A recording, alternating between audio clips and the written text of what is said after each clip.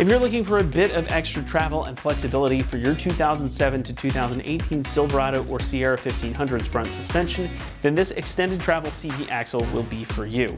Whether you just want some extra flexibility for off-roading or you've got a lift on your truck, this will give you a refreshed OEM-style axle with all new joints and boots, but it's also going to give you a bit of extra wiggle room. The dark side of lift kits that we don't like to talk about is that extra height adds more stress to your suspension and driveline, specifically your front axles. More height means more angle for those CV joints, and they're just not meant to run at an angle like that all the time, so that can cause premature wear. Now that same thing can happen if you're taking your truck off the beaten path a lot and working those axles really hard.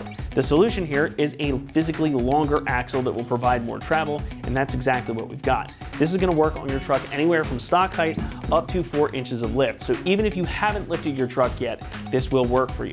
Now, as you can probably tell, this is similar to your stock axle, but there are a few key differences. The main difference is the bearing-driven plunging center bar design. So this has more movement on both the wheel and on the differential side of the axle. There are high-speed 8-ball joints on both sides, giving you up to 47 degrees of motion, which is quite a bit more than your standard axle. So this thing will be able to articulate quite a bit. That translates to additional articulation and movement in the suspension to account for that additional height or whatever terrain you might be running into. But this will fit right in place of your factory original axles, so you don't need to do any additional modifications to your truck to get these fitted. Now, as you might be able to tell too, these are sold individually. You might have gathered that since I only have one axle up on the table here.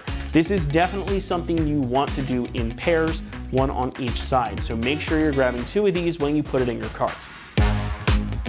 The design is similar to your OEM axles, but it's just beefed up a little bit. You again get those uprated 8-ball joints and the bearing-driven plunging design we were just discussing, as well as heavy-duty boot clamps to keep everything in place. And everything is packed with high-temperature resistant grease for additional friction resistance.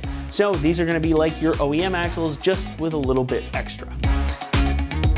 Pricing comes in at about $450 per axle. Again, these are sold separately, so make sure you're budgeting for 2 when you buy. That price point makes this a more premium option within the market, but if you're looking for the additional flexibility and capability and the peace of mind that something like this can provide, it's definitely worth the price of entry. Installation gets a 2 out of 3 on our difficulty meter, and the job should take you around 2 hours to complete, perhaps a little bit more. This is a totally bolt-on install though, so it won't require you to make any other modifications on your truck. So while there's disassembly required, it is a pretty straightforward process. We're going to walk you through the install step by step right now, so for that, let's head on out to the shop. First install, you need a 3/8 and 1/2 inch impact, 36mm socket, 15mm swivel socket, 15mm wrench and 3/8 extension, a hammer, and a couple different pry bars. All right, so today we're gonna be installing a CV axle on the front of our Silverado. So let's get started. So to start, we're gonna be taking off our inside flange for our axle. So that is a bolt-on flange. I'm just gonna be using our little pry bar here just to help spin the hub so we can access all the bolts. So we'll get underneath, grab our impact and a 15mm swivel socket and get those off. So we have our impact, extension, and 15mm swivel. Just gonna zip all these out.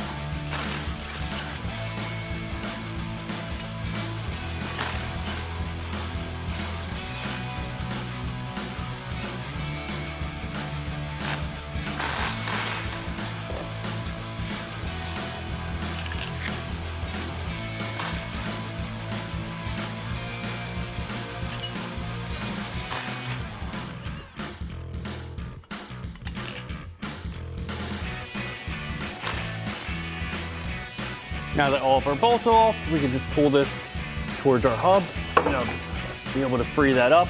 Now we just need to get our bolt out and our sway bar link out of the way. So now I have my pry bar. I'm just gonna get underneath this cap and hit it with our hammer, just pop it off. Now that our cap is off, I'm gonna grab my 1/2 inch impact and a 36mm socket and take our nut off. Now that our nut's off, we can pop our washer off, and then we can get our sway bar link out of the way so we can hopefully get our axle out. So next I have my impact and my 15mm socket and a 15mm wrench to hold the top nut if we need to. We're gonna take our sway bar link out of the way.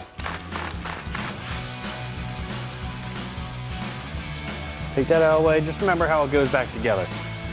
If you want, just slide it back over the bolt. just like so you remember how it goes. So I tried all camera, but I just couldn't get enough movement from our axle. So we're gonna take out our bottom strut mount bolts just to get a little bit more movement and see if we can get this out of the way. So I have my impact and 15mm socket. I'm gonna take off these 2 bolts.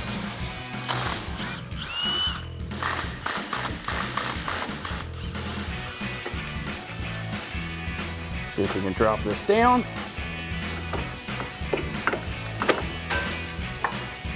So as you can see, I have a pry bar here just in our lower control arm. I'm just gonna pull our strut out of the way just so we can drop it down a little bit more. We're just gonna have to bend this shield out of the way. You can unbolt it if you want. We're just gonna bend ours out of the way. Pull our axle out. All right, now we got it out of our hub. We just need to carefully maneuver it out of the way. All right, so we just need to maneuver our axle out of the way. What I just did real quick, on the other side, I unbolted the other sway bar link just to get us some movement in that. That gives us enough clearance to get this out of the way.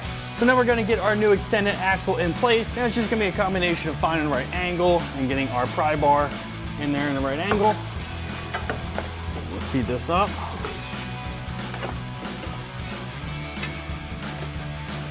So we'll get our splines lined up in our hub. All right. We just let that rest up here for now. Now we're gonna get our bottom strut lined up. I have our clips back just set up top there because they flew off. We're just gonna thread our 15mm bolts in. And you can see I have my pry bar in here just to help get the right angle. And we're gonna grab our impact with our 15mm socket and tighten them down.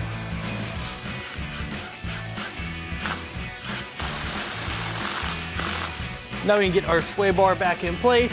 So we're gonna get our bolt and our middle part. And don't forget all of your bushings. And pull that back down, thread on our top nut. And we're gonna grab our impact with our 15mm socket and our 15mm wrench and tighten that down. All right, you can go ahead and do the same thing on the other side and just reconnect the sway bar over there too. Now we have our flange back here. I just have it pressed up against and lined up with our threaded holes. What I like to do is I like to get all of them just started first so that you don't tighten down one and just pull it a little crooked. Gonna get these threaded in. Then we'll grab our impact and 15mm socket and tighten them all down.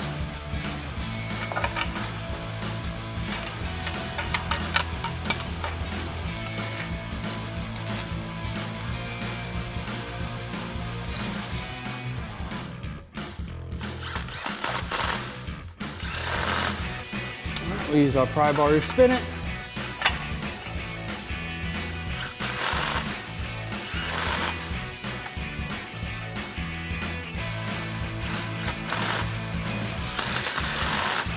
Lastly, we have our axle nut. So we have our new supplied washer and nut.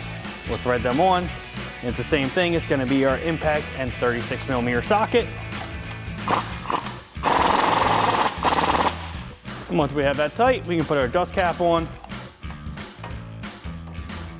Then once you have this side assembled, you can go to repeat the same thing on the other side. And that wraps up our install of our extended travel CV axle for the front of our 2007 to 2018 Silverado 1500. And remember, for everything Silverado, keep it right here at AmericanTrucks.com.